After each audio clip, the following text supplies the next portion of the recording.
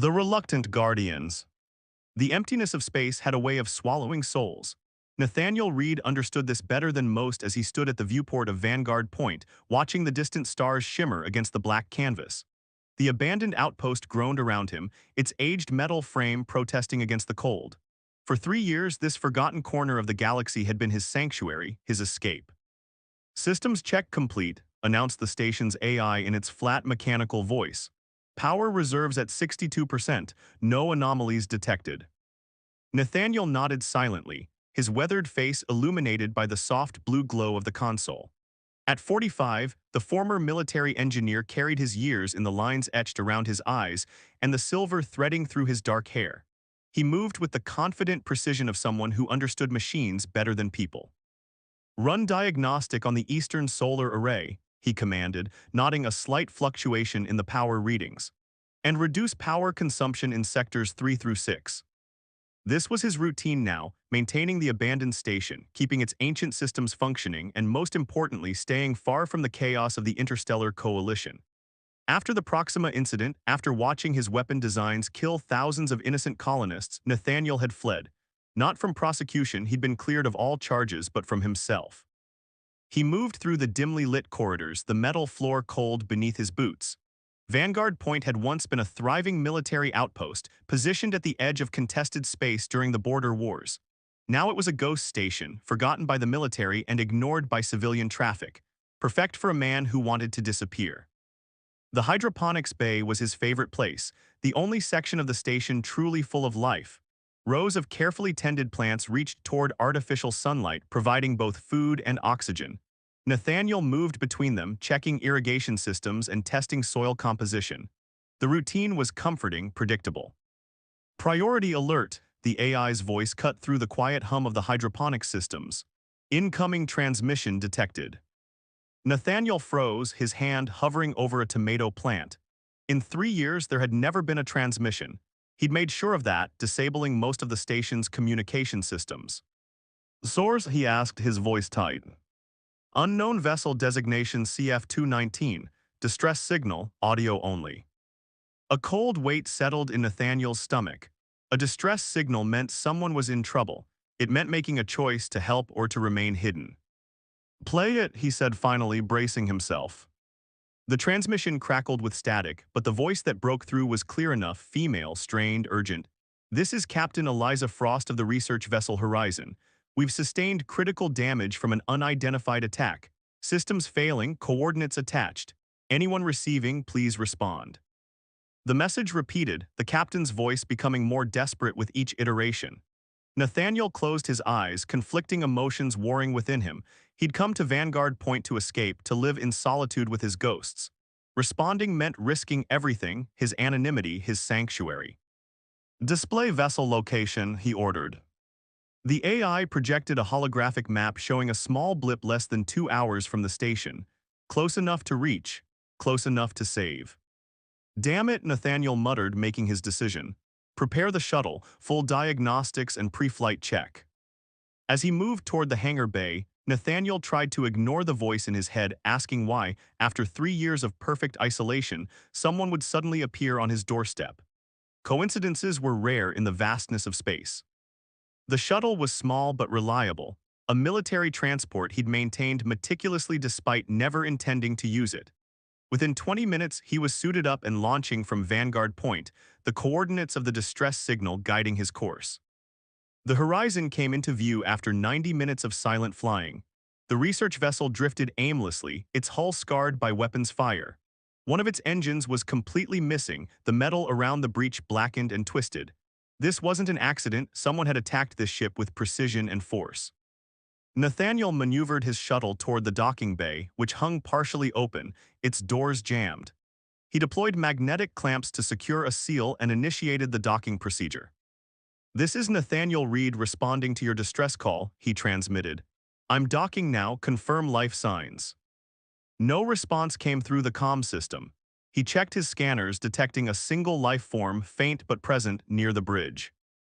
The airlock cycled, and Nathaniel stepped into the darkened ship, the beam from his helmet illuminating corridors filled with floating debris.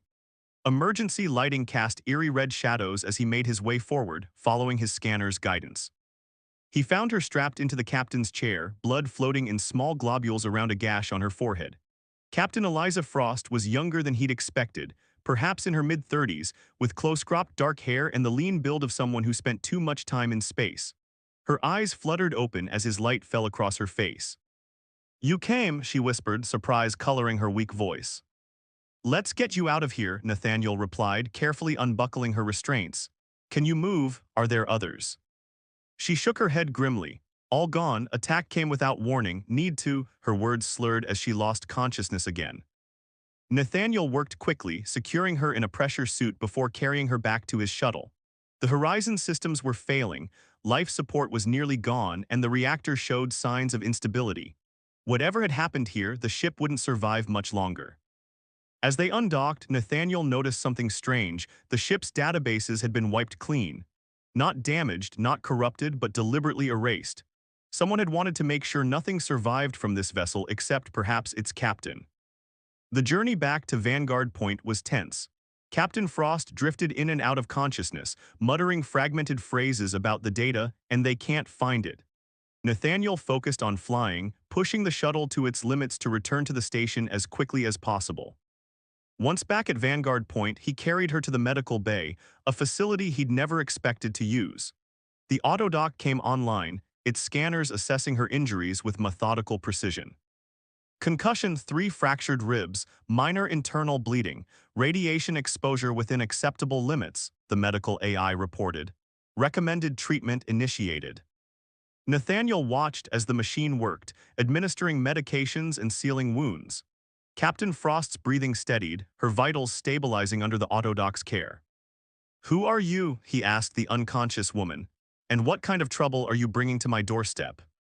He searched her pockets, finding only a small data chip, encrypted with military-grade protection. Military research vessel, military encryption, this wasn't adding up to the simple rescue mission he'd hoped for.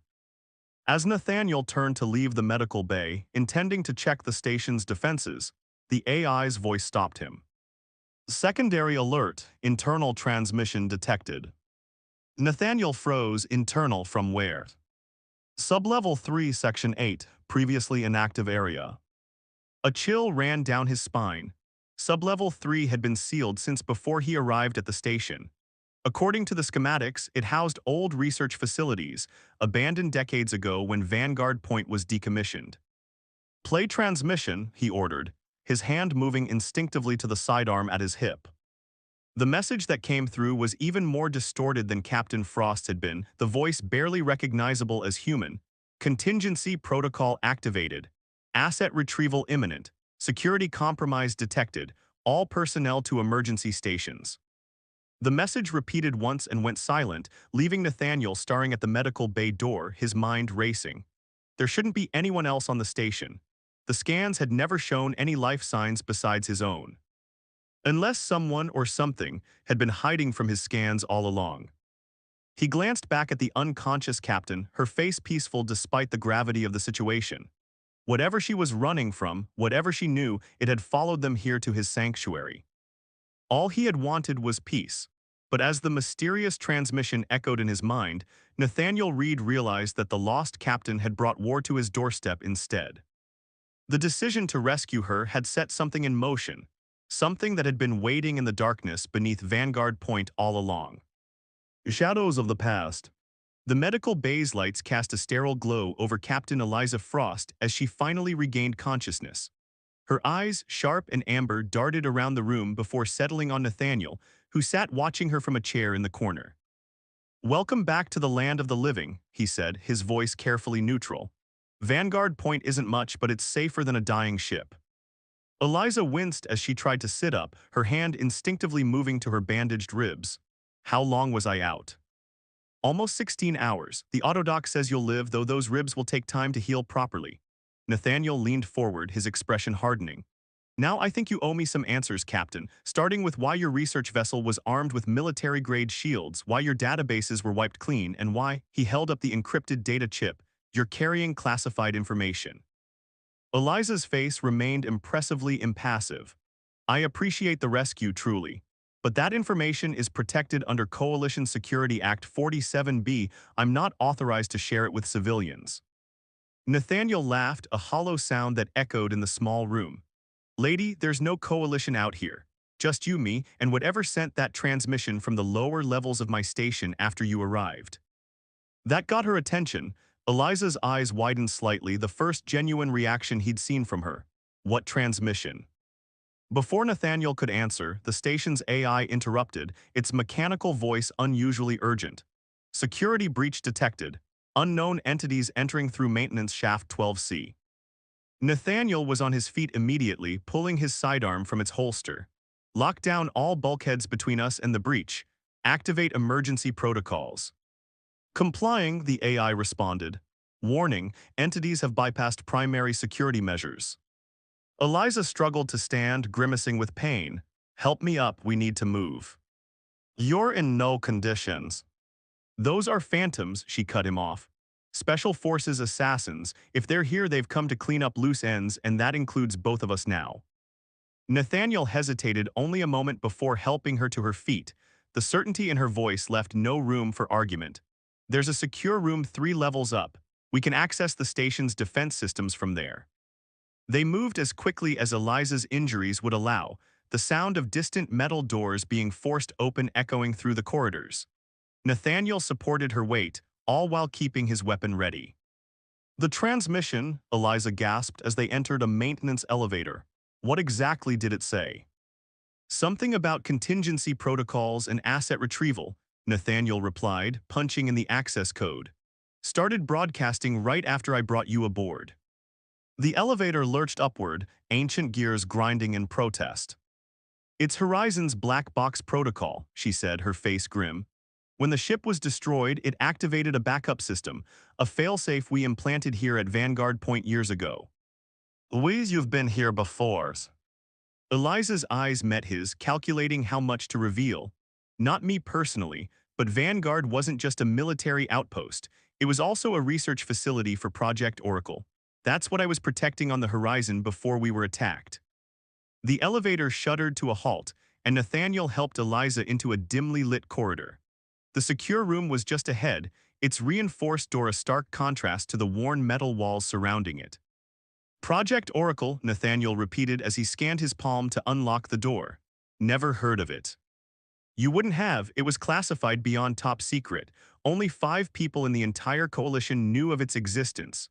She paused as they entered the room, watching him seal the door behind them. Until someone leaked information about it 3 months ago, that's when the attacks started.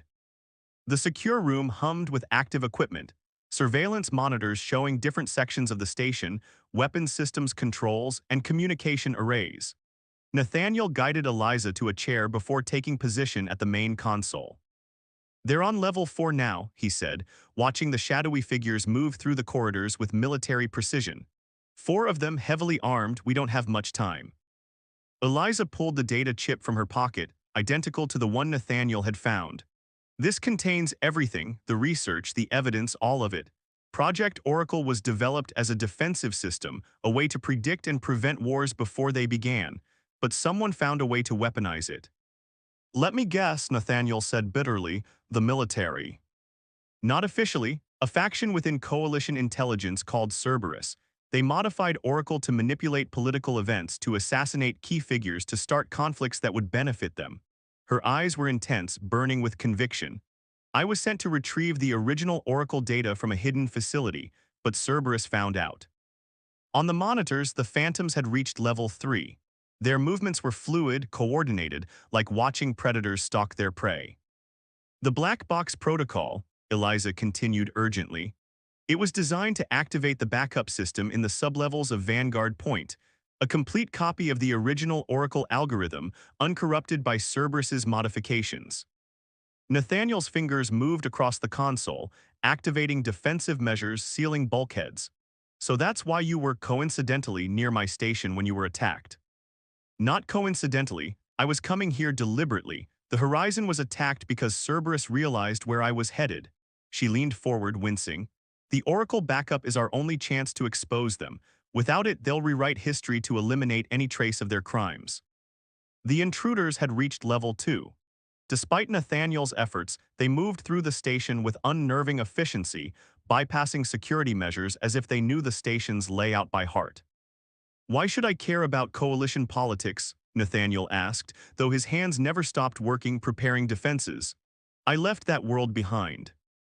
Eliza's expression softened slightly. "Because you're Nathaniel Reed, the engineer who designed the defense systems that were corrupted during the Proxima incident." She saw the shock on his face and pressed on. "You were framed, Nathaniel. Cerberus altered your designs, caused the failure that killed those colonists. You weren't responsible." The words hit him like a physical blow. For 3 years he'd carried the weight of those deaths, the guilt that had driven him to this forgotten corner of space. "How could you possibly know that?" he whispered. "Because Oracle predicted it, the original algorithm flagged the sabotage, but Cerberus buried the report." She held out the data chip. "The proof is here, all of it." Before Nathaniel could respond, an explosion rocked the station. Emergency alarms blared as the Phantoms breached a major bulkhead. "They're coming straight for us," he said, his mind racing. A plan was forming, desperate but possibly their only chance. "You said the backup system is in the sublevels, active now." Eliza nodded. "Sublevel 3, Section 8. If we can reach it, we can upload the data and broadcast it throughout the Coalition network." Nathaniel made his decision.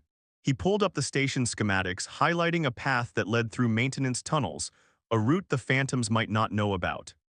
"The ventilation system connects to an emergency shaft that leads directly to sublevel 3, he explained, already helping Eliza to her feet.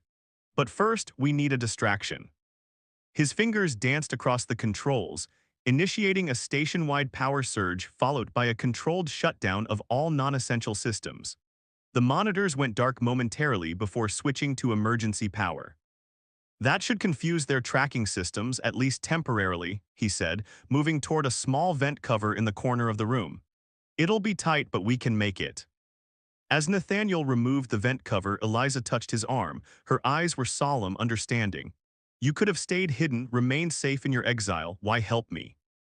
Nathaniel paused, the weight of 3 years of solitude and guilt pressing upon him. "Because if what you're saying is true, if I was framed, then all this time I've been hiding from a lie." His jaw tightened with newfound resolve. "And I'm done hiding." The sound of the Phantoms breaching the level echoed through the station as Nathaniel and Eliza disappeared into the ventilation system, leaving only darkness behind them. And ahead, the promise of a truth that could change everything. In the depths of Vanguard Point, the Oracle backup system continued its silent countdown, waiting for the data that would either save the Coalition or doom it forever. All he had wanted was peace, but as they crawled through the darkness toward an uncertain future, Nathaniel Reed realized that sometimes peace could only be found on the other side of truth, no matter how devastating that truth might be.